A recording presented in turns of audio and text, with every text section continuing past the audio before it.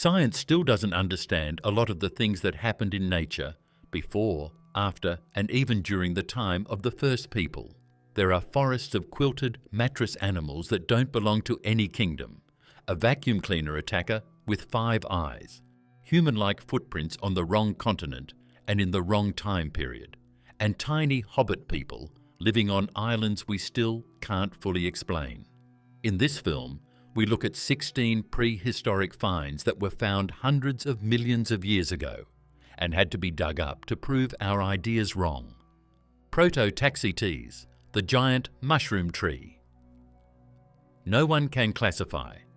Think about walking on the land that was on Earth 400 million years ago. There aren't any tall trees or woods like there are now. Instead, there are low mats of moss and tiny plants that hug the ground. They appear out of nowhere and rise 8 meters into the air, looking like telephone poles dropped into a moss garden. That's Proto-Taxotes, an animal in the shape of a trunk that is so big and so early that it doesn't make sense for its time. Fossils of Proto-Taxotes show thick, cylindrical logs, sometimes over 1 meter wide, lying on their sides in ancient rock layers. In life, they would have stood upright like towers. Cut through them, and you don't see tree rings or wood grain. Instead, you see a tangle of microscopic tubes packed together into bands and layers, more like a dense sponge than normal wood. There are no branches, no leaves, and no clear roots, just a giant column. When scientists first discovered these fossils in the 1800s, they assumed they were some kind of primitive conifer. The name even means first yew. At the time, that made sense. A big fossil log in old rocks? Must be an early tree. But as microscopes got better and more fossils were sliced open, that story started to fall apart. The internal texture didn't match any known tree. Proto-Taxotes was clearly something else. Over the decades, paleontologists argued, maybe it was a giant seaweed that somehow washed on land and fossilized there. Maybe it was a lichen, a partnership between fungus and algae. Maybe it was its own weird kind of plant that later went extinct. Nothing fit perfectly. Every time someone tried to shove it firmly into one box, some new detail pushed it back out. The thought of a giant fungus then came up. The tubes inside Proto-Taxotes look a lot like the tiny threads that make up molds and mushrooms. Chemical tests on the fossils suggested that it didn't get its food from sunshine like a plant does, but from organic matter in its environment. In that case, it looks more like a flower than a tree. For a while, it was called the world's tallest fungus in the news. Even that, though, isn't fully settled. Some researchers think the chemistry is hard to trust in such old fossils, and others argue the structure is more complicated than typical fungi. A few still push lichen-like models, and nobody has shown exactly how something fungus-like could grow 8 meters tall in open air without the woody support systems plants use today.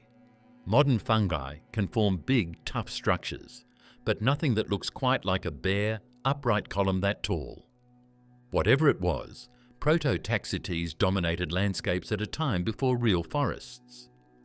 Picture early land plants just ankle-high, and then these giant pillars scattered across floodplains and riverbanks, like alien totems in a tiny world. They would have towered over everything else, shaping shade, humidity, and how wind moved across the ground. Any early plant or small creature living nearby would have had to deal with these looming pillars as part of its environment. If Proto-Taxotes ate dead plants, it could have been an important scavenger that broke down early plant matter, stored it in its huge body, and then released it back into the soil. If it had a partner that helped with photosynthesis, it might have been a weird form that was halfway between lichens and something much bigger.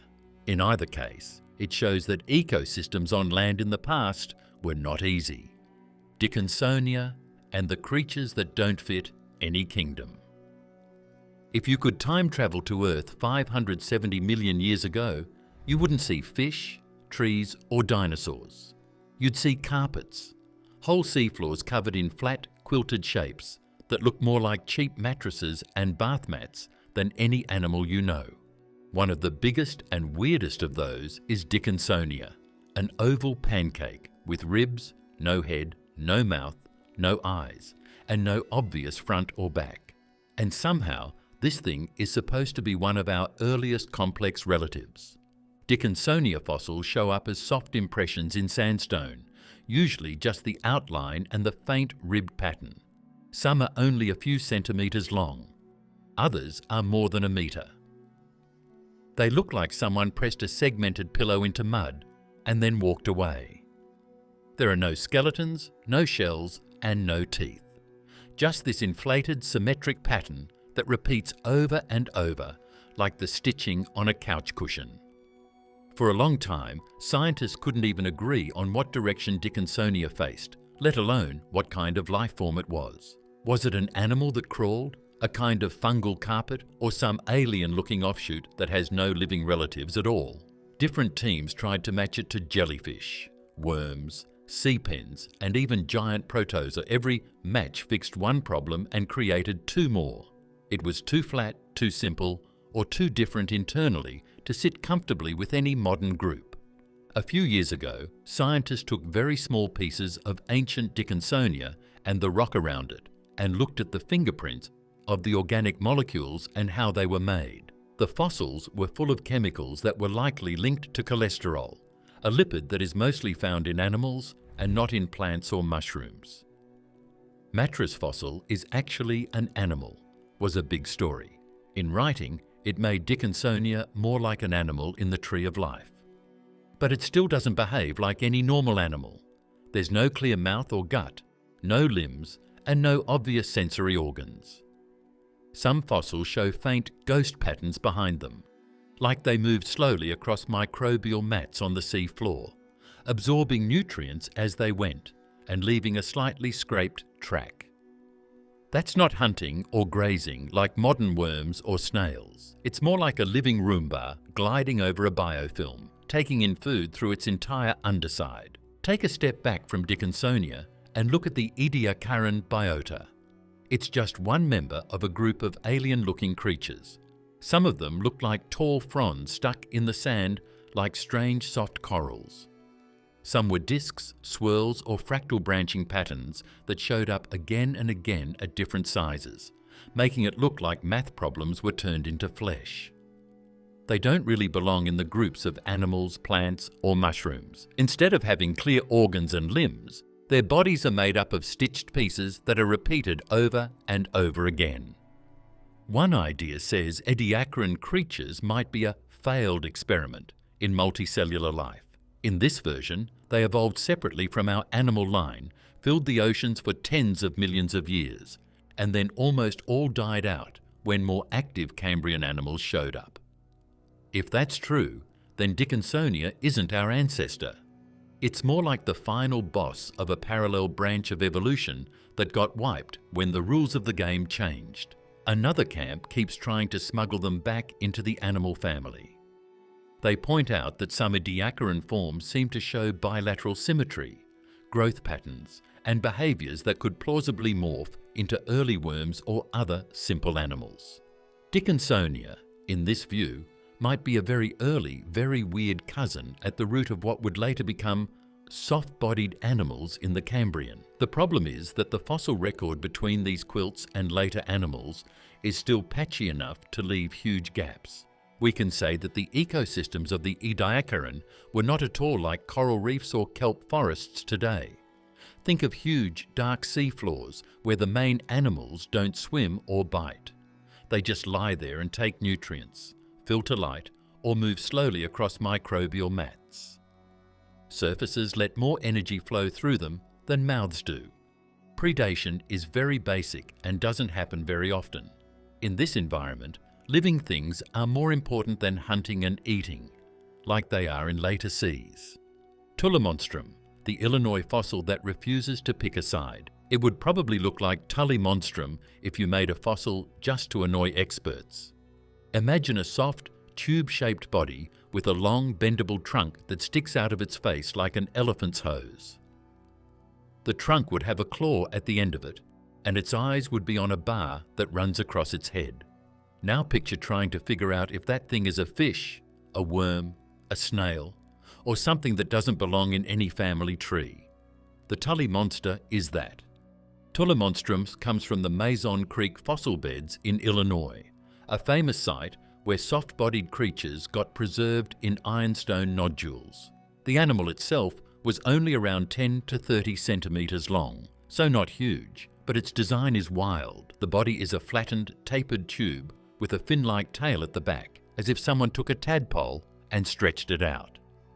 At the front, instead of a normal face, you get a narrow proboscis ending in a little pincer lined with tiny teeth. The eyes are the real jump scare. Instead of sitting on the front of the head, they're perched on the ends of a rigid bar that crosses the top of the body, like a horizontal antenna, with eyeballs at both tips. It's like the animal is wearing its own built-in set of binoculars. That weird setup means its field of view and hunting style were probably nothing like anything alive today. It could scan wide areas of water just by flexing its body and pivoting that eye bar. Because the fossils are basically squished outlines in rock, for a long time nobody knew what to do with this thing. When amateur fossil hunter Francis Tully first found it in the 1950s and brought it to a museum, experts were baffled. It got nicknamed Tully's Monster, almost as a joke, and the name stuck. Decades later, after countless specimens turned up, the classification fight only got louder. One group of experts said that Tullimonstrum was a vertebrate and might have been linked to fish without jaws, like lampreys. They pointed out what they thought were a notochord, a stiff rod running down the back, gill pouches, and a simple skeleton made of cartilage. The Tully monster would be in the same group as fish, frogs, reptiles, birds, and mammals, if that is true. It would be on the weird and early branches of the vertebrate tree.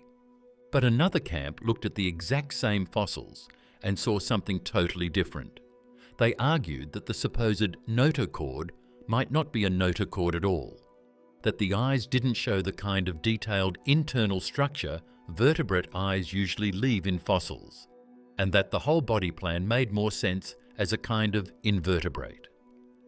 Some comparisons pulled in mollusks, some pointed to arthropods, and some basically threw their hands up and said, this thing is its own problem. On top of that, Tullimonstrum has no clear living analogue. When you try to pin a fossil down, you usually look for something alive that's at least vaguely similar. With Tully, every comparison comes up short. Lampreys don't have that eye bar. Worms and slugs don't have finned tails like that. Squid-like creatures have tentacles, but not a single trunk with a claw at the end. It's one of those animals where you can describe every part and still not know which way to point on the family tree. We also don't totally know how it lived. The finned tail suggests it could swim, probably with side-to-side motions. The claw-tipped trunk looks made for grabbing. Maybe it snatched small prey from the water column or rooted around in the sediment for buried animals. The sideways eyes mean it probably watched a wide area, more like a drone scanning a field than a predator staring straight ahead. Put all that together and you get a mid-level predator in a carboniferous estuary or coastal lagoon, hunting in a way no modern fish exactly copies. It's more intriguing because of the setting. Around 300 million years ago, Mason Creek was a swampy, rich environment full of early sharks, horseshoe crab relatives, giant millipedes, and strange creatures that looked like jellyfish. Tullimonstrum wasn't crazy all by himself. After the famous Cambrian boom, a lot of different body plans started to appear. This one was one of the stranger ones. This shows that evolution kept changing things up and breaking rules even after the big animal groups showed up. We have had hundreds of fossils, high-resolution scans, and decades of discussion. So you'd think we'd be closer to a decision by now. Someone always says, Tully is definitely X, and then another team says, actually, your key features don't mean what you think. In some studies, the fossil quality is even called too messy to ever fully settle the debate. Small nerves, ultrastructural eye layers, and the patterns of soft tissues may be gone, which would end the fight. Paleospondylus, the tiny glitch in the evolution of limbs. Paleospondylus would be one of those glitchy frames in the history of vertebrates that you would have to watch over and over to figure out what went wrong. No one can agree on what it is, even though it's small and found all over in the same layer of rock. A fish? A primitive amphibian? A weirdo without a jaw? This 1 centimetre thing from ancient Scotland has turned into one of the most annoying mysteries in the story of how fins became arms. Paleospondylus lived about 390 million years ago during the Devonian period, often called the Age of Fishes. Its fossils come from shale beds in northern Scotland, especially places like Achanaras.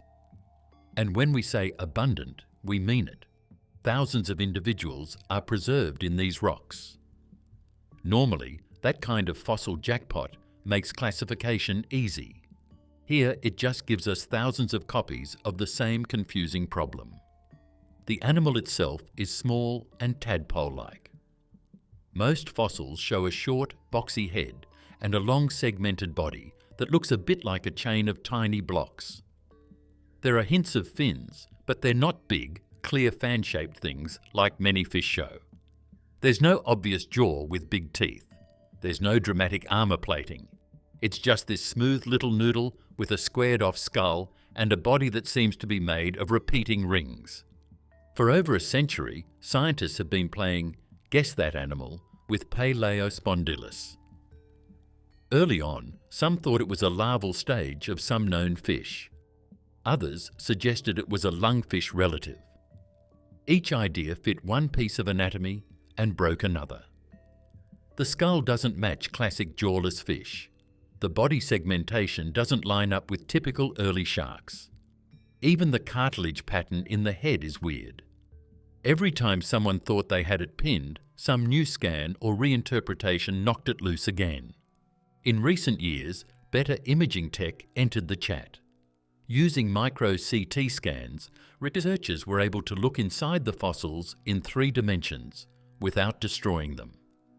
That gave a clearer view of the skull, inner ear region and some of the skeletal elements.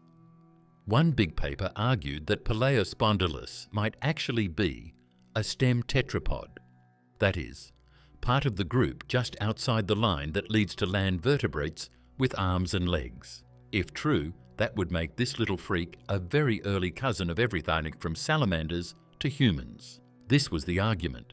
Some parts of the inner ear and brain case looked more like early tetrapod cousins than like fish. That story also seemed to fit with the lack of big paired fins and some head bones. Paleospondylus isn't just a random side branch in this model. Evolution did this messy test early on to figure out how to make heads and bodies that would eventually be able to crawl on land. Not everyone is sold. Other teams say the anatomy is still too degraded and squashed to be sure. In some fossils, structures interpreted as tetrapod-like could just be crushed cartilage or overlapping pieces of bone. Some features look more like jawless fish. Others hint at eel-like lifestyles. There's even the possibility that Paleospondylus went through some kind of extreme metamorphosis in life, meaning the form we see might be a weird stage, not the whole story. It's even more annoying because there aren't many clear features on the outside. There aren't any or very few features of soft tissue, like skin folds, fin rays, or gill holes. That takes away the layer that makes it easy to compare. When it comes to many ancient fish, the shape of the fins, tail, and mouth tell you a lot. We're looking closely at very small, fuzzy rock bones and trying to figure out how people lived in the past from them. From a big picture angle, that's what makes it so important. The Devonian is when vertebrates were diversifying hard. Armoured fishes, early sharks, lobe-finned fishes, lungfishes, and those first awkward fish with limbs that would eventually crawl onto land. Paleospondylus sits right in that chaos. If it really is of a stem tetrapod, it tells us there were more body plan experiments in that zone than we thought, some of them tiny and subtle rather than big and dramatic. Othnaya photon, the alien fossil plant, with no living relatives. Most of the time, things get weird as you go further back in plant history. When plants were just learning how to live on land, in the Devonian or Silurian, is when you'd expect to find really strange things. That rule is broken by Othniophoton though. It's only about 47 million years old. That's like yesterday in terms of dinosaurs. But it still looks like it came from the greenhouse of another planet. Othniophoton comes from the Green River Formation in Utah, a rock unit that's famous for gorgeous fossil fish, leaves, insects and birds from the Eocene. This is not a shadowy, poorly understood time period. We have entire lake ecosystems frozen in stone. Catfish, palm fronds, feathers, beetles, seeds. It's the kind of fossil site where paleobotanists are used to seeing familiar shapes, early versions of things we still have today. In the middle of that comfort zone, Othniophoton shows up and refuses to match anything. At first glance, the fossils look like tiny twigs with spiraling scales. The plant is preserved in such detail that you can see the arrangement of the leaves and even some cellular structures. It has slender axes that branch and rebranch, wrapped in small, overlapping leaf-like structures. It doesn't look like a fern frond or a classic conifer needle spray or a modern flowering plant twig. It's like someone mashed traits together from different plant groups, then dialed the weirdness up just enough to break all the categories. You'd think spiral scales on a twig would push it neatly toward conifers, pines, spruces, and their relatives. But when researchers compared its fine anatomy to those groups, the fit kept falling apart. The way the tissues are organized, the shapes of the leaves, and how they attach don't match any modern conifer family. It also doesn't behave like known extinct conifer groups from older rocks. It's not quite a classic broadleaf plant either. Anatomically, it's standing in a no-man's land between the big plant kingdoms we recognize. That's the part that makes botanists crazy. Most of the time, it's easier to place plants than soft-bodied animals. There are clear signs in the leaves, cones, seeds, and types of wood. By the Eocene, most of the major plant groups have already arrived. There are ancient holdovers of oaks, palms, maples, and many conifers, as well as early versions of these groups. When we find something this young that doesn't fit into any known group, live or dead, that's a real sign that we don't know the whole story. One possibility is that Othniophoton represents a line of plants that quietly evolved for tens of millions of years, did their own thing, and then vanished without leaving any obvious descendants. In other words, a full-blown branch on the plant family tree that never made it to the present. If that's true, it means our picture of plant evolution in the last 50 million years is missing entire chapters. We've been assuming most plant families alive today were already running the show. Othniophyton suggests there might have been serious side characters we never knew about. Another option is that it does belong somewhere on the existing tree, but it's so specialized and so odd that the usual traits we rely on to classify it have been twisted by evolution. Maybe it's a weird offshoot of a known group that adapted to a very specific niche, like a shoreline shrub or a plant that grew in certain microhabitats around Eocene lakes. If its lifestyle pushed it to shrink, thicken, or rearrange its leaves and stems, it might have drifted far from its original look, the way some desert plants barely resemble their lush relatives. The preservation only makes the puzzle more enjoyable. The fossil in question is not one of those that is broken up into a single piece. Fine-grained sands that wrap around living things and keep small features are what the Green River Formation is known for. Not too clear to lock something in, but not too clear to rule something out either. You can see that it's odd. We can't say for sure if it's a pine cousin or a strange flowering plant because you can't see it well enough. It lives on the edge of what we can do.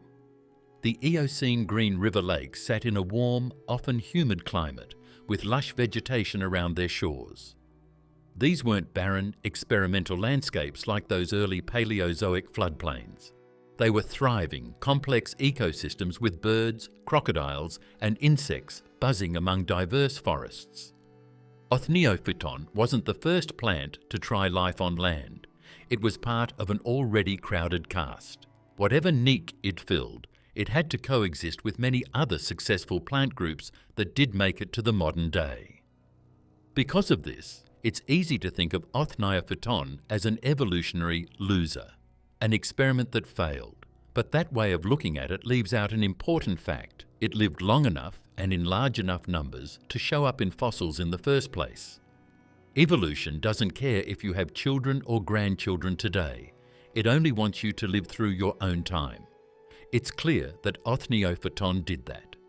It wasn't weak just because we were confused. It just meant that it played a game that we don't fully understand anymore. Giant carboniferous arthropods, when bugs ruled like monsters. Thank goodness you didn't live 300 million years ago if you hate spiders now. The word bug meant something very different back in the Carboniferous time. Think about a millipede that is as long as a car moving slowly through a forest. There are dragonflies flying around above dark swamps with wings that are bigger than your arm. There are land scorpions and centipedes that are so big that you would run away if you saw one. The star of this nightmare lineup is Arthropleura, a giant millipede relative that could grow more than 2.5 meters long. Fossil trackways show it dragging its multi-segmented body across muddy forest floors, leaving behind parallel lines where its many legs pressed into the ground.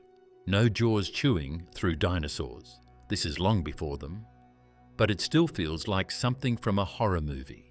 An armoured train of plates gliding through ancient leaf litter. Above those forests, insects claim the air in a way they never have since. Dragonfly-like predators, such as Meganeura, are estimated to have wingspans up to 70 centimetres. Imagine a dragonfly the size of a seagull, with huge compound eyes and spined legs built to snatch other insects out of the air. In Carboniferous skies, these were the top aerial hunters, picking off smaller insects and probably scaring anything that moved. So how did bugs get this big? The classic answer is oxygen. During the Carboniferous, Earth's atmosphere carried far more oxygen than today, around 30 to 35% instead of 21%. Green, swampy forests and massive peat deposits pumped out so much oxygen that wildfires were easier to start, and breathing was just easier. For arthropods that breathe through networks of tubes rather than lungs, more oxygen in the air meant their simple breathing system could support much larger bodies. That explanation makes intuitive sense. In modern insects, oxygen delivery often limits size. Their tracheal tubes can only move so much air by diffusion. Make the body too big and the inner tissues suffocate. Raise the oxygen level and suddenly you can scale up before you hit that limit. This is why textbooks love the giant bugs because of oxygen story. It's neat, it's simple, and it fits the timing pretty well. But like most neat stories, it starts to fall apart when you look too closely. For one thing, not every arthropod group got huge. Even in that oxygen-rich world, plenty stayed small. For another, some large arthropods appear to have survived into times when oxygen levels were already dropping down toward modern values. That suggests oxygen is a big part of the puzzle, but not the whole thing. Predators and competition probably mattered too. In the Carboniferous, vertebrates were still fairly small and limited in the ways they could invade land and air. There were no birds, no big terrestrial mammals, and no advanced reptiles yet. That left a lot of open ecological space for arthropods. If you wanted a fast, efficient predator on land or in the air, building it out of jointed legs and exoskeletons was the easiest option available. The food was there, the climate was right, and there were fewer rivals. Those early dense forests also helped. The landscape was covered with towering club moss trees, seed ferns, and horsetail thickets. Thick vegetation and spongy ground would have offered both shelter and structure for big arthropods. A huge millipede could weave through tree bases and rotten logs, protected by armour plates. A giant dragonfly could ambush other insects along sunlit openings in the canopy. With so much plant biomass, there was also plenty of organic matter to feed detritivores and their predators further up the chain. There were still physical limits that never went away. Arthropods have to shed their exoskeletons all the time, even when they have extra air. For something like Arthropleura, losing its shell would have been dangerous. If it made a mistake, the soft, vulnerable body inside could have been hit or killed. This could be one reason why, even at their peak, there were limits. You don't see bugs that are 10 meters long. Evolution was always weighing the pros and cons of getting bigger, weighing the risks and technical issues it brought up. Then, slowly, the world changed. Toward the end of the Carboniferous and into the Permian, oxygen levels dropped, climate patterns shifted, and those endless swamp forests broke up and transformed. New vertebrate predators began to appear, early reptiles and amphibians that could chase, bite, and adapt to land in ways arthropods couldn't match long-term. The safe window where giant bugs could rule without serious competition started to close. We still don't have a full, accurate model that blends oxygen, temperature, predators, and plant structure into a clean formula that tells us how big arthropods should get. This is what makes things hard. Scientists have tested current insects in high oxygen rooms and found that they can get a little bigger, but not as big as Carboniferous monsters. Fossils tell us the biggest animals that ever lived, but they don't tell us the exact rules or habits that allowed those animals to live that big. Cleveland Lloyd Dinosaur Quarry, the Jurassic dinosaur graveyard that shouldn't exist. You probably picture a bunch of different kinds of dinosaurs strewn around in a graveyard. There might be plant eaters, meat eaters, kids, and a big sauropod. That picture doesn't matter to the Cleveland Lloyd Dinosaur Quarry in Utah. One thing is too much in this place: dead animals. A lot of Allosaurus, over and over. It's like going into a Jurassic Park crime scene where the only people who have died are the hunts. The quarry sits in rocks from about 150 million years ago, in the late Jurassic Morrison Formation. That formation is famous for big-name dinosaurs: Diplodocus, Stegosaurus, Apatosaurus, Camarasaurus. But at Cleveland Lloyd, the cast is weirdly skewed. From more than 12,000 bones, scientists have identified at least 70 dinosaurs. The wild part?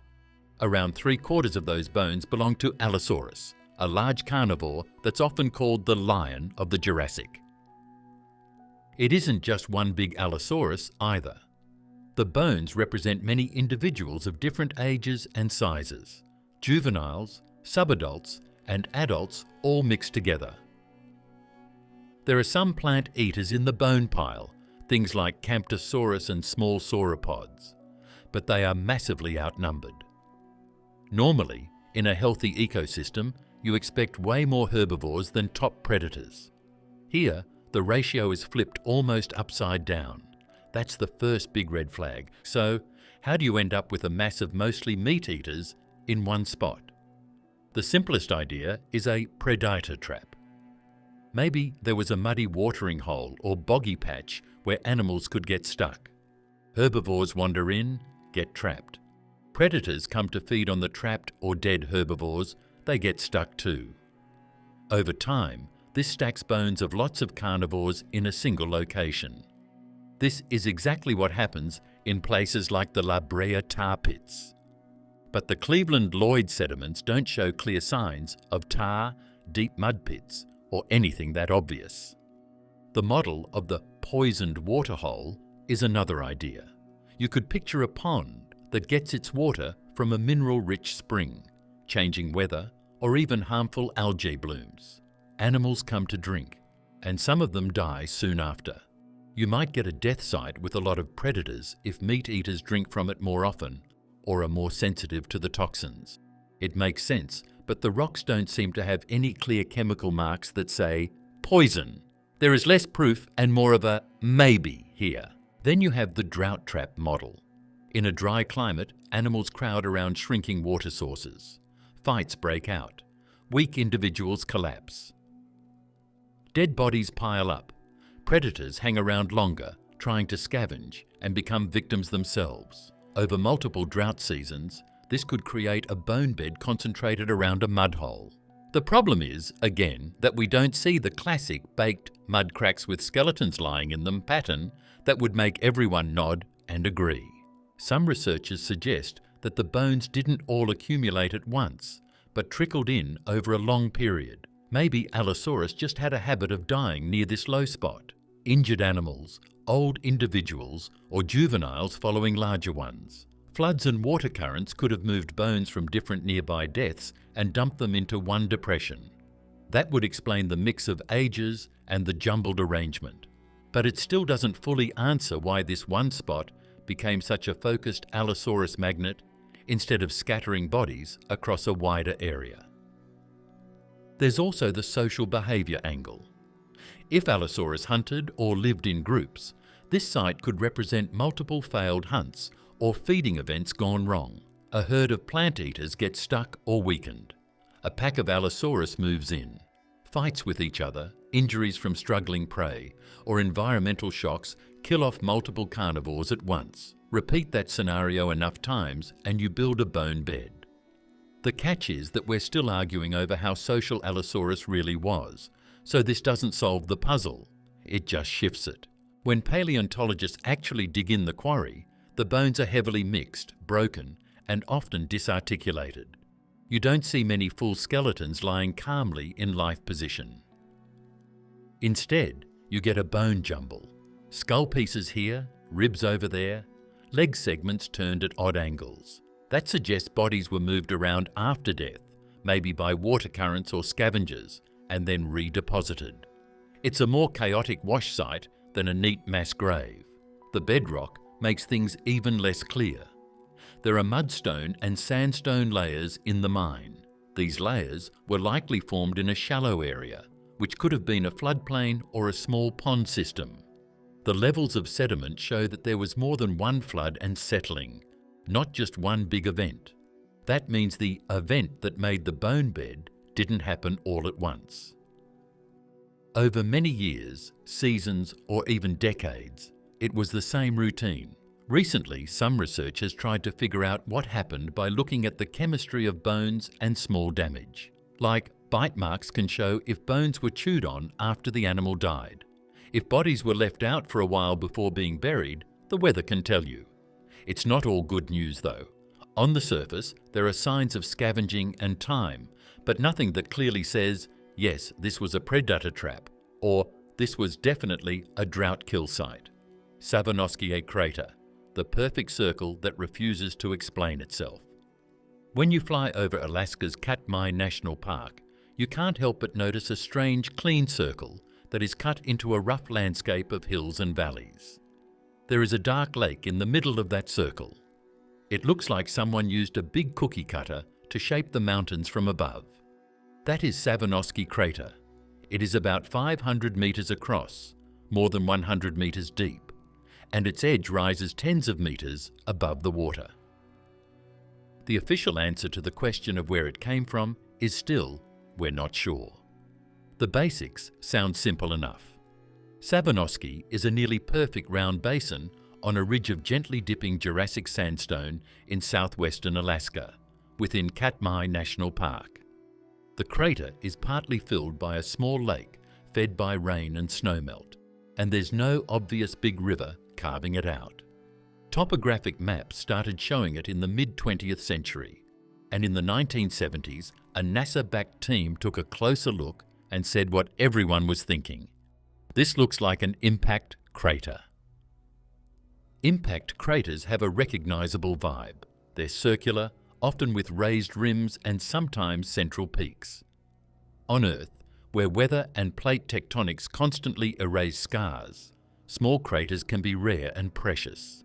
Savanoski ticks a lot of those impact shape boxes. It's round, it's enclosed, it carves into older rock rather than just sitting in loose sediment.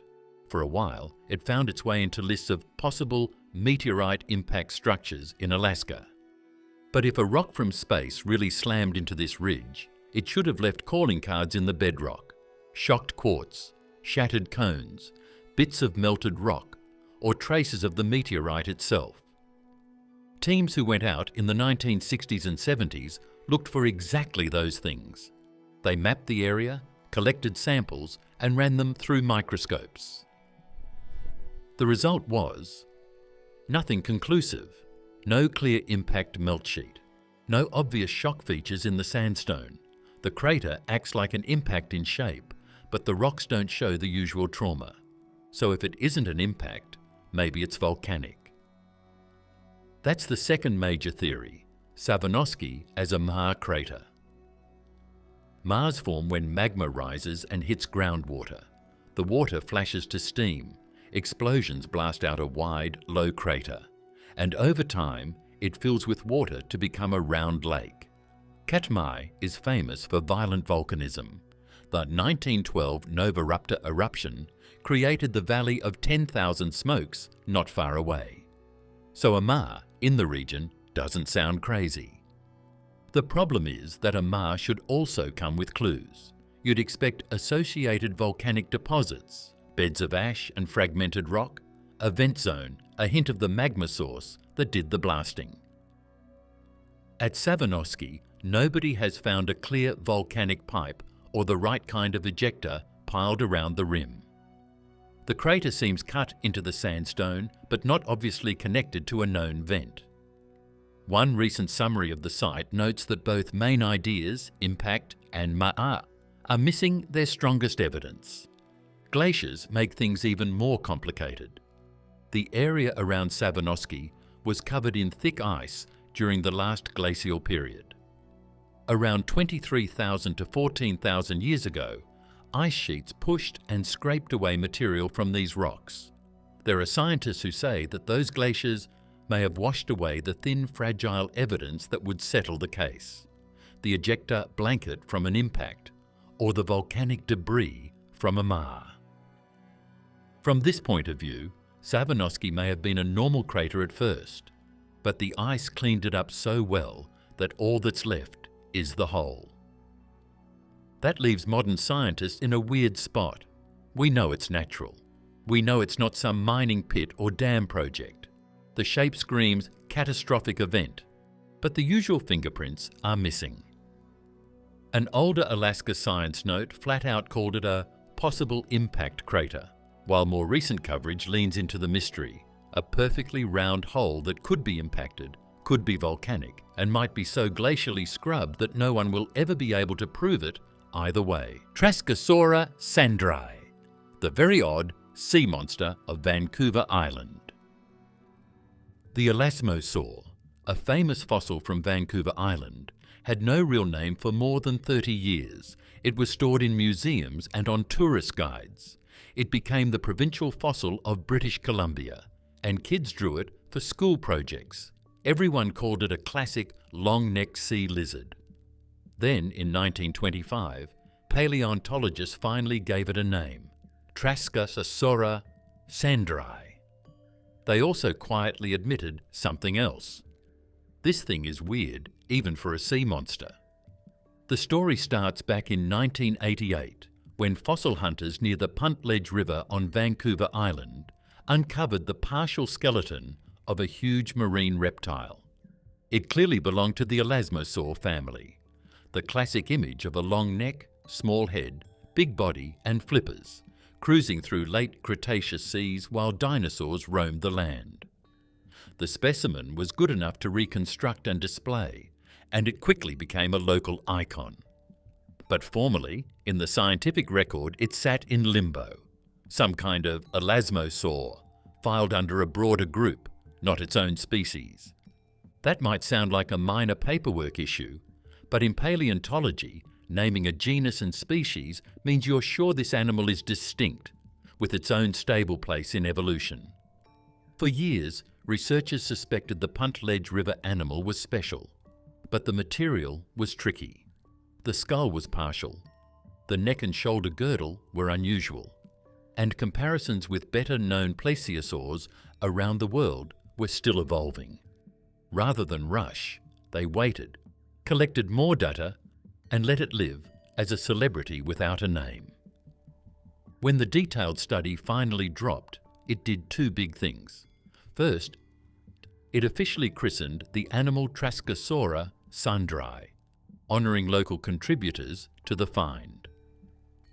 Second, it admitted what whispers had been saying for years. Anatomically, this isn't just another rubber stamp elasmosaur. It's a very odd member of the group, with a combination of traits that doesn't cleanly match the standard branches of the plesiosaur family tree. Trascosaura was big, around 12 metres long, with a seriously extended neck. That part fits the stereotype, but the skull and jaws push it into new territory. Instead of a long, needle-toothed snout built purely for snapping fish, its head seems more robust. The teeth are larger and more suited to crushing or gripping tougher prey, and the snout is shaped in a way that hints at a different feeding style than the delicate, fish-spearing elasmosaurs many people know.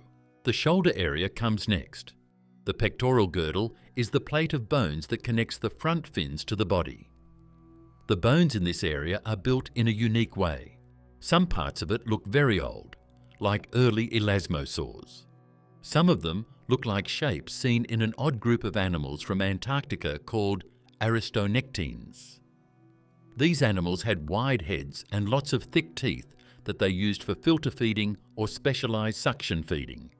The Trascosaura doesn't fit nicely on either side. There are parts of it that look like both, but not all of them. That's why experts find it so frustrating and fascinating. There would be a quiet line on the map that said, yes, these things lived here too, if it was just another normal elasmosaur. More likely, it means that the history of these long-necked snakes is more complicated. People may not have developed, reversed, and recombined traits like neck length, head form, and tooth arrangement in a single, smooth, easy ladder. Instead, these traits may have changed in different lineages. In the late Cretaceous, the seas around what's now Western Canada were part of a broad inland seaway and coastal ocean systems, buzzing with marine reptiles, fish, ammonites, and early seabirds. Trascosaura would have cruised through cool, productive waters, possibly hunting in ways that overlapped with other big predators. If its jaws really were better at mushing, it might have gone after armoured fish, squid-like animals with harder shells, or even scavenged bones more effectively than its needle-toothed cousins. We don't have a clean, high-resolution recreation of its way of life yet, though. It would help if remains of prey had bite marks that fit its teeth. Isotopic studies of its bones could help us figure out if it stayed near the coast or went out to sea far away. By drawing its neck and flippers in great detail, we could find out if it was a sneaky hunter, a slow cruiser, or something in between. We know enough about Trascosaura right now to say that it's different, but not enough to give a clear picture of how it lived and killed. This is both annoying and exciting. The Trachylos footprints, human-like tracks in the wrong place and time. At first glance, the rock on a quiet beach in Crete looks like it should be there, flat slabs tilted up like pages in a half-open book. But as you get closer, you can see shapes in the stone that aren't there. Toes, bridges, heels. Not dinosaur tracks or hoofprints, but footprints that look a lot like ours. They were made in the mud about 6 million years ago, in a place and time where no human relatives should have been. These are the Trachylos footprints, named after the area on the western coast of Crete where they were found. They sit in layers of what used to be a shallow coastal zone, laid down when the Mediterranean region was very different. The age of the rock has been carefully checked using microscopic fossils and dating methods, around 6.05 million years old. That's long before the famous Lucy skeleton, and older than many of the earliest African hominins we argue about. The prints themselves are small, a few centimetres long, and run across multiple slabs. Each one shows a rounded heel, a clear ball of the foot, and a forward-facing big toe. The toes line up next to each other in a row, instead of splaying out like a chimp's or being clawed like a bear's. If you saw them in wet sand today, you'd probably call them human without thinking twice. Seeing them locked in stone from millions of years ago is what makes everyone start to argue. Why is this such a problem? Because the standard story says that our line, the hominins, evolved upright walking in Africa. The famous Laetoli footprints in Tanzania, about 3.6 million years old, show clear bipedal hominin tracks much later than the Trachylos prints. In the usual timeline, 6 million years ago, our ancestors were still mostly ape-like, and they were in Africa, not strolling around a Greek island. There was more than just, "These are weird," said by experts when they first showed the Trachylos tracks. They thought the prints might have been made by a hominin, or a very close cousin. This would mean that walkers who looked like humans were in the Mediterranean area millions of years earlier than thought. In that version of the story, early humans weren't just living in Africa. They were already spreading out across the edges of a world that was older and more complicated. Not everyone agreed. Some scientists pushed back hard. They questioned whether the age of the rocks was really that tight. They argued that erosion, cracks, and later weathering might have distorted whatever original track was there, making an unknown animal's prints look more human than they really were. Others suggested the maker could have been some other primate or even a weird hoofed mammal. Its print altered by mud and time. A lot of the fight comes down to tiny details: the angle of the toes, the shape of the arch, the presence or absence of a mid-foot bend, and the spacing between steps. Foot anatomy is one of those things where small differences mean everything. Hominin feet are stiff and built for pushing off on two legs. Ape feet are more flexible and grasping. Even in stone, those differences can be measured if the prints are preserved well enough. At Trachylos, some poink tracks are clearer than others. A few show distinct toe pads and what looks like a proper heel strike. Others are smudged, overlapped, or broken, leaving more room for interpretation. Teams have sewn the surfaces in 3D, made digital models, and compared them to modern human and ape footprints. Depending on the methods and assumptions, you can get different answers about how human the shape really is. It's even more shocking when you think about the bigger picture. At about the same time, remains found in Africa, like Ororan and Sahelanthropus, are thought to be very early hominins, though this isn't always agreed upon.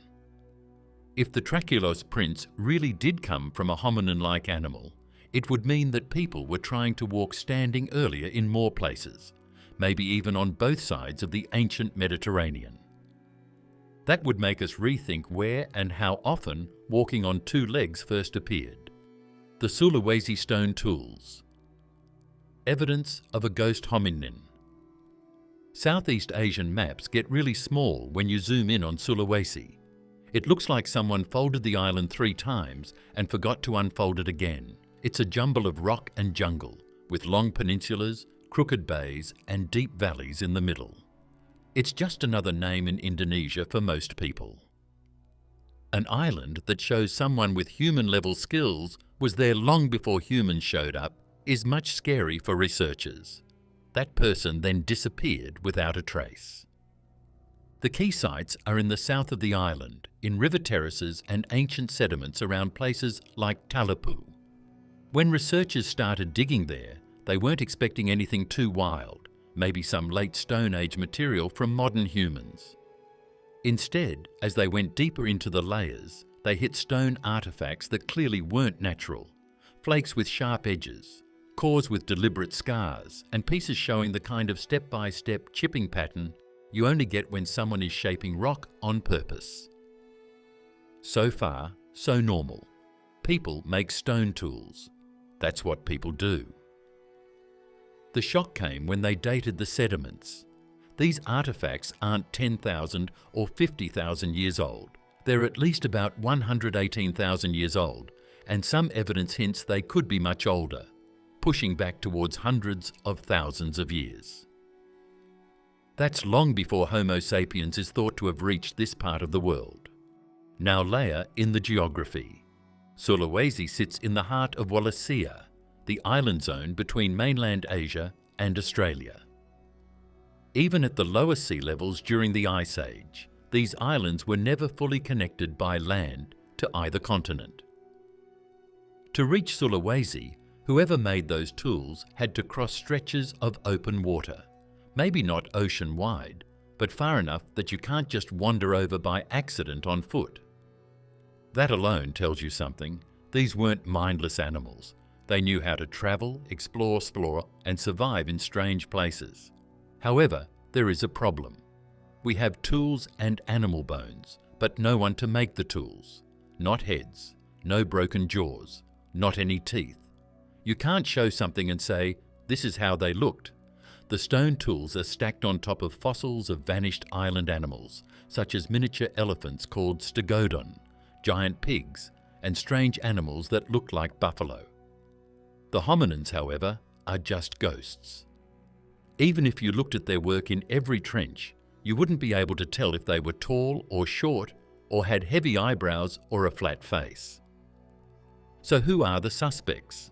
The first candidate is Homo erectus, the long-lived, widespread ancestor that had already reached Java by more than 1 million years ago.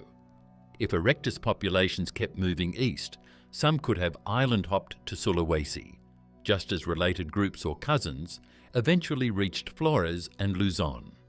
Another candidate is some relative of Homo floresiensis, the hobbit humans from Flores, since both islands sit in the same general region of Wallacea and show signs of long-term isolation and odd fauna.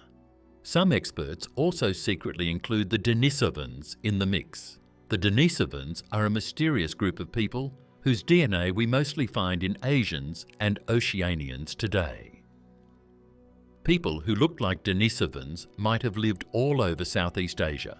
Some of them might have settled on Wallacean islands and left tools instead of bones.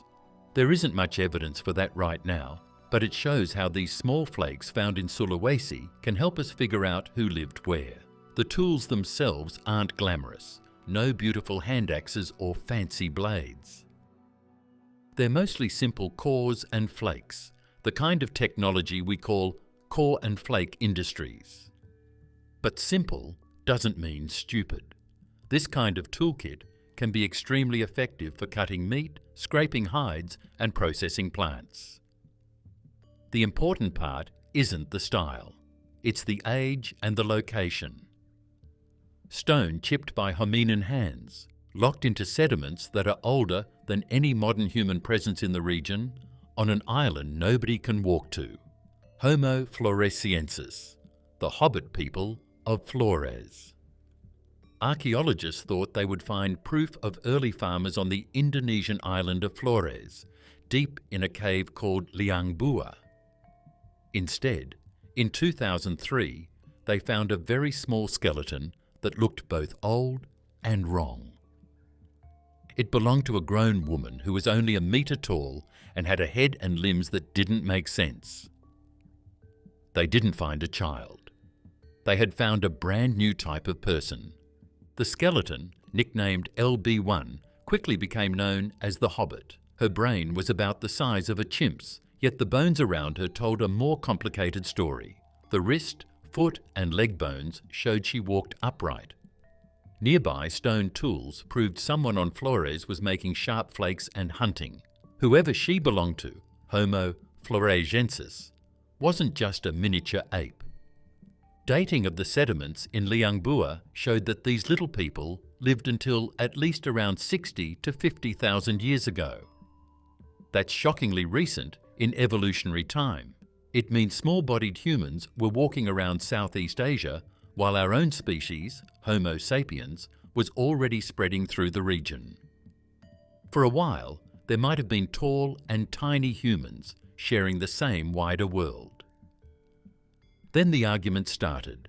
Some researchers claimed the hobbit bones were just modern humans with severe diseases, microcephaly, dwarfism, or other growth disorders. At first glance, that sounded possible. small brain, short body, weird proportions. But as more bones were studied, the sick modern human idea fell apart. The skull shape, jaw design, shoulder and foot structure all pointed to something deeper and more consistently different. Instead of a one-off pathology, the fossils looked like a stable population with its own body plan. Later finds at a site called Mata Menga on the same island added weight to that idea. There, tiny teeth and a jaw from hominins even smaller than LB1 turned up in layers about 700,000 years old. That pushed the hobbit lineage way back in time and fit neatly with a process called island dwarfism. When big animals get stuck on islands with few resources, they can become island dwarfs. Over many generations, natural selection tends to favour forms that are smaller and need less food. Elephants on Flores went through that. Stegodon shrunk into tiny forms. The most popular idea says that something similar happened to Homo erectus, a bigger ancestor of humans. A group of people came and got stuck behind deep water canals. Over time, they changed into Homo floresiensis, who was about the size of a hobbit. Even knowing that, they're still weird. Their feet are long relative to their legs, giving them a shuffling, long-footed walk. Their wrists look more primitive than ours, hinting at an early branch of the human family. Their brain is tiny, yet stone tools from Flores show surprisingly complex behaviour: cutting meat, processing plants, maybe even controlled use of fire. A small brain doesn't equal simple mind in this case. Then there's the timing of their disappearance. The youngest reliable hobbit fossils vanish around the time Homo sapiens likely arrives in the wider region. That coincidence is hard to ignore. Did climate change, volcanic activity, or some ecological shock wipe them out? Did incoming modern humans outcompete, absorb, or directly kill them? Right now, the rocks don't say. We just see a gap. They're there, and then they're gone. Folklore from the area makes it even scarier. There are old stories on Flores about the Ibugogo, who were small and hairy and lived in the woods. They stole food and spoke a language they didn't understand. Some historians have wondered if those stories are a faint cultural memory of real meetings between someone from the town and the last two hobbits. It's not possible to prove, but that's the kind of information that people remember. Denisovans, the ghost humans. We know from DNA, not faces. Most animals that are no longer alive have left behind something to look at, like a skeleton, a head, or a museum mount of their whole body. Denisovans didn't do it. They got there late. Then we found their DNA, which was hidden in our cells and in pieces of a Siberian cave. It wasn't until much later that we realized we had found a whole new type of person, mostly through genetics, and had almost no idea what they looked like. The story starts in Denisova Cave in the Altai Mountains of Siberia. It's a cold, layered time capsule where Neanderthals, modern humans, and something else all passed through over tens of thousands of years. In the 2000s, excavators pulled out a tiny finger bone from a child and a few massive molars that clearly didn't match modern human teeth. At first, they could have been weird Neanderthal remains. Then the Genome Lab got involved. When scientists sequenced the DNA from that tiny bone, the result didn't line up with either Homo sapiens or Neanderthals. It was close, sure, they were all humans, but different enough that it represented a separate branch. That branch split from Neanderthals after Neanderthals, and our lineage parted ways. In other words, there weren't just us and Neanderthals in Eurasia. There was a third player, Denisovans. Here's the wild part. We have almost no complete bones from them. A fingertip, a few teeth, a fragment of skull, a partial jaw from a Tibetan cave, a couple of bits from Southeast Asia. That's it. Yet from those tiny pieces, and from the DNA living in people today, we know they were a huge deal. Modern populations in Melanesia, parts of Australia, and parts of Asia carry up to around 5% Denisovan ancestry. That means there weren't just a handful of these ghost humans. There were whole populations, thriving and mixing with our ancestors. It's unusual that some Denisovan genes are working hard in our bodies right now. The EPAS1 mutation in Tibetans and some other Himalayan people is a well-known case. That piece of DNA, which they probably got from Denisovans, helps their blood handle low oxygen levels at high elevations without making them sick. They first solved the living on the roof of the world problem and then gave us the cheat code by mixing with other species. But what did they look like? That's where the fake feeling really kicks in, because we're mostly guessing. The Denisova molars are huge, bigger than typical Neanderthal or modern human teeth, with weird shapes. The jaw from the Tibetan plateau, likely Denisovan, has a very robust build and big teeth too. Some skull fragments hint at thick brow ridges and a long, low brain case. If you blend that with Neanderthal and early Homo traits, you get a rough mental image, a strong, heavy-boned person with a big skull and serious bite force.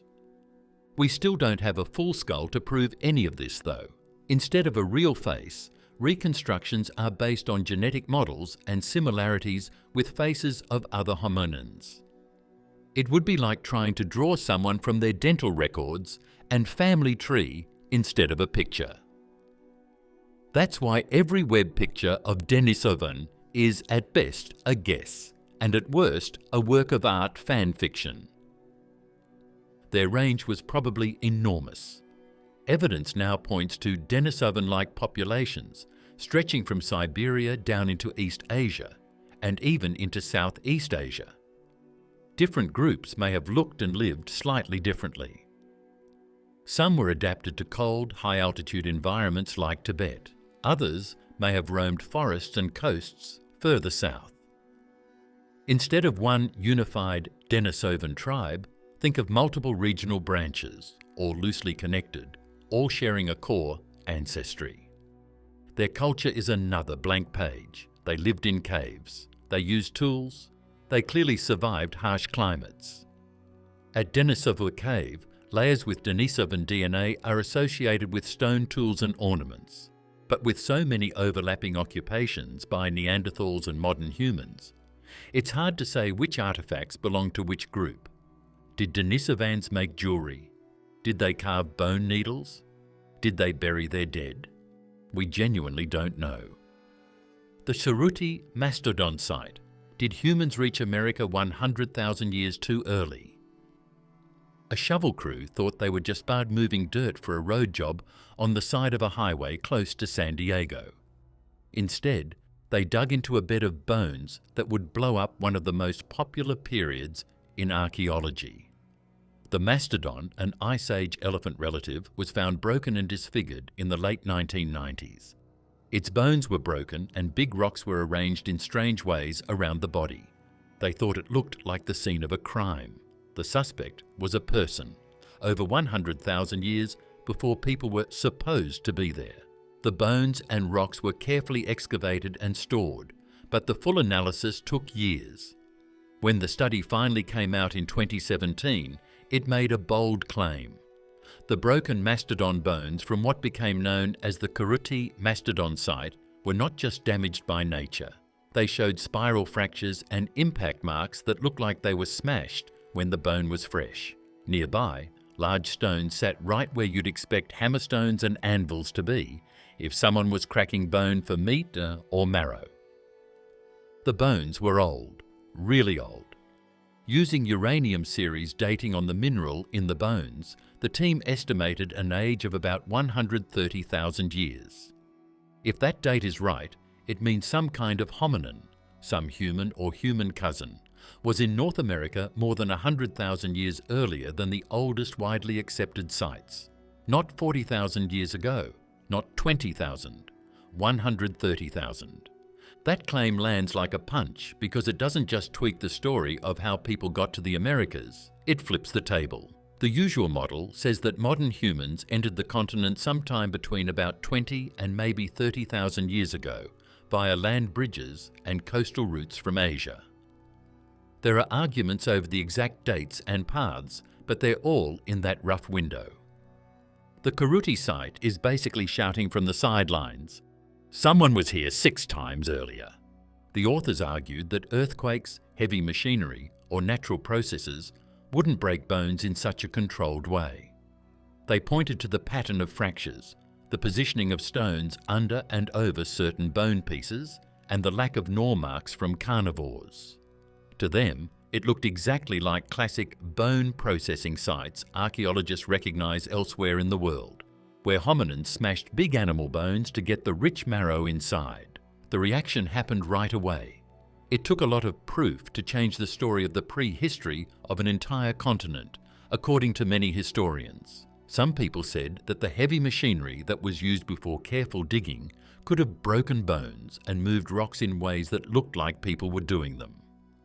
Some people said that stones and bones could have been pushed together by sediment pressure, weathering, or even old collapses, without a hominin ever touching them. A big problem is that there are no clear stone tools made by people at the site. The first team thought the rocks they found were hammerstones and anvils because they were big and heavy, but they don't have any typical tool shapes or flaking that would make the case easy. It also doesn't have any human bones. There are no finger bones, teeth, or skull pieces. There is a dead mastodon and broken bones, but no one to blame for the breaks. That makes every little thing a battlefield. Supporters focus on tiny cracks and impact marks in the bones, saying that they look like they were broken by humans. People who aren't sure ask, could a bulldozer do that? Could this be caused by an old riverbank falling down? For those who believe that early people lived here, the rocks and bones can be used as Rorschach tests. What you see is a mess of rock and current upheaval if you don't. Tanis, the fossilized first hours after the asteroid. A lot of fossil sites just say, sometime around then. Tanis looks like a video that has been stopped. It's a frozen piece of chaos from the exact moment the rock that killed the dinosaurs hit Earth. If you tried to write this scene as a movie plot, people would say it's not possible. Tanis sits in North Dakota, inside the famous Hell Creek Formation, the same rock layers that hold Triceratops, T-Rex, and the last non-bird dinosaurs. Back in the late Cretaceous, this area wasn't dry prairie. It was part of a river system connected to the Western Interior Seaway, a shallow inland sea that split North America in two. Think broad rivers, sandbars, and forested floodplains, not desert. Then, 66 million years ago, the Chicxulub asteroid slammed into what's now the Yucatan Peninsula. That part of the story we already knew, a rock about 10 kilometers wide, hitting at ridiculous speed, releasing energy equal to billions of nuclear bombs. Global fallout, wildfires, months of darkness, big picture stuff. Tanis is different because it zooms all the way in and says, okay, but what were the first hours like for actual animals on the ground? One of the unique things about Tanis is that the deposit is a mess. Along with pieces of trees, sediment from the riverbed, and even sea creatures that shouldn't be so far inland, you can find sturgeon and paddlefish caught in fresh water piled up. The layers are angled, cut across, and graded in a strange way. There are no signs of a slow, soft burial. Everything says, violent, sudden surge. Inside the rocks, there's a smoking gun, tiny glass beads called microtectites. These are droplets of molten rock blasted into the air by the impact, then cooled into little glass spherules as they rained back down. At Tanis, they're everywhere. They're in the sediment, on surfaces, and most brutally lodged in the gill regions of fish. That suggests the fish were alive and breathing as these glass beads fell into the water, got sucked into their gills, and then died. That timing is crazy. To get to North Dakota, tektites have to be thrown high into the air and then follow an arc across the continent. This only takes a few minutes, not days. At the same time, the impact is sending shock waves through the Earth's surface. As the asteroid hits, shock waves are thought to send outward, reach the Western Interior Seaway, and cause huge waves that stay in place. These waves are called eyelashes. Once those waves hit linked rivers like Tanis, they send waves of water and debris inland at the same time as the tektite hailstorm. If that's right, Tanis isn't just near the extinction event. It's capturing a specific window, maybe the first hour or two after impact. Fish are thrown onto sandbars and tangled with logs. Water surges back and forth, dumping layers of sediment. Tektites rain down and get trapped in gills. Then, almost as fast as it starts, the chaos freezes. The surge recedes. Bodies and debris settle. Mud covers them. And the whole mess starts its 66 million year journey to becoming rock. There have also been bold claims about dinosaur remains at Tanis, like a partially preserved leg that might belong to a dinosaur killed in the impact's immediate aftermath. Those finds are still being examined and debated. Everyone agrees the site is extraordinary. Not everyone agrees on exactly what each fossil means or how tightly we can tie individual bones to specific minutes of the disaster. Tanis stays wild though, even if you take away the most exciting points of view. A place where it was clear that fish died at the same time as a shower of glass. A stream where materials from land and sea were smashed together by a strong wave. A layer that is right where the rocks from the dinosaur era end and the rocks from the Paleogene era begin. It's not often that so many separate pieces of evidence, like soil chaos, fossil behaviour and microtektites, all point to the same huge event. Dragon Man, the giant skull that could rewrite the human family tree. 13 years ago, a Chinese worker in Harbin who was building a bridge found a huge human skull. He wrapped it up and hid it in a well because he thought the Japanese who were in the area might be interested in it.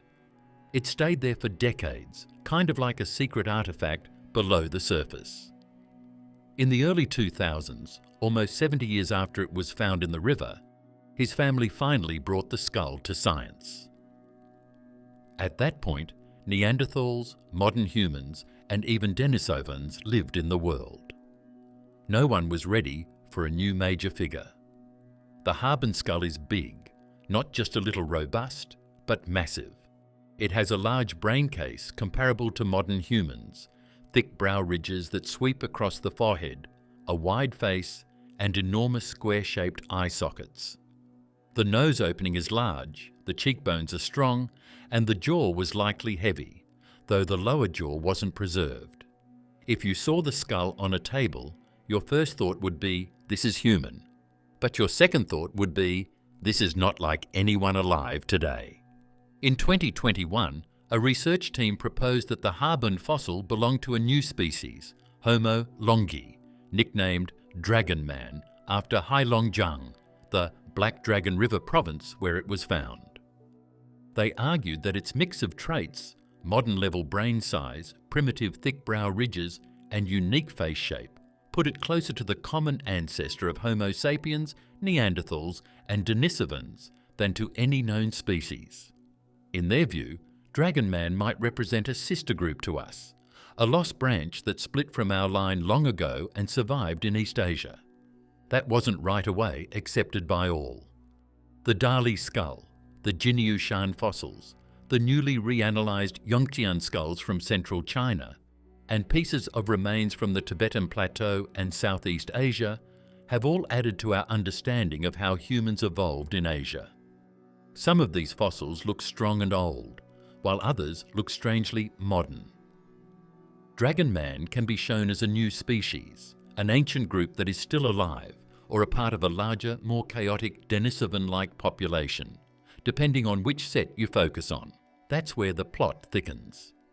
Genetic and protein studies from other Asian fossils suggest that Denisovans, the ghost humans we met earlier, weren't confined to the Siberian cave that gave them their name. Their DNA signature shows up in people from Tibet, Southeast Asia, and Oceania, which means Denisovan-related groups ranged widely. A jaw found on the Tibetan Plateau, with big teeth and Denisovan-like molecular fingerprints, looks eerily similar in some ways to Dragon Man's robust facial structure. Because of this, some experts think Dragon Man might not be a completely different species at all, but rather a real-life example of a Denisovan, a face for the ghost family we mostly know from genes. That way, Homo longi isn't so much a new species as it is the skull that lets us finally see one version of Denisovans. The huge skull, thick bones, and harsh cold-adapted traits fit a group of people who lived in northern China during the Pleistocene and during Ice Age cycles. Others caution against collapsing everything into Denisovans too fast. The problem is that we don't yet have nuclear DNA directly from the Habermas skull. We're relying on anatomical comparisons and a patchwork of different fossils from different sites, each with its own dating uncertainties. It's possible that Dragon Man represents one of several closely related but distinct groups in East Asia, some of which contributed to Denisovan ancestry, some of which did not. In other words, it might be part of a whole cluster of lost humans, not a single, clean type. No matter which camp you side with, Dragon Man wrecks the old, tidy diagram most people still carry in their heads. Humans evolved in Africa, Neanderthals in Europe, Denisovans in Siberia, end of story. The Harbin skull suggests that Eastern Asia hosted its own long-running experiments in being human, big-brained, cold-adapted hominins that interacted with incoming Homo sapiens, left genetic traces in modern populations, and then disappeared physically while their DNA kept moving. The Harbin fossil is thought to be over 100,000 years old, or even closer to 150,000 years old. This means that Dragon Man lived during a time when different types of humans lived together. In a world where modern humans are just starting to show up in Africa, Neanderthals rule parts of Europe and Western Asia. And in faraway northeastern China, a cousin with a huge skull called Dragon Man lives in river valleys and fields to hunt, stay warm, and survive the cold winters of the Ice Age. If these fossils taught us anything, it's that prehistory looked way more cursed and glitchy than any textbook ever admits. Giant mushrooms, quilt animals, ghost humans in our DNA. None of this should be real, but it is. If you want more This Cannot Be Real Science, hit like, drop your favorite discovery in the comments, subscribe, and watch the next video on your screen.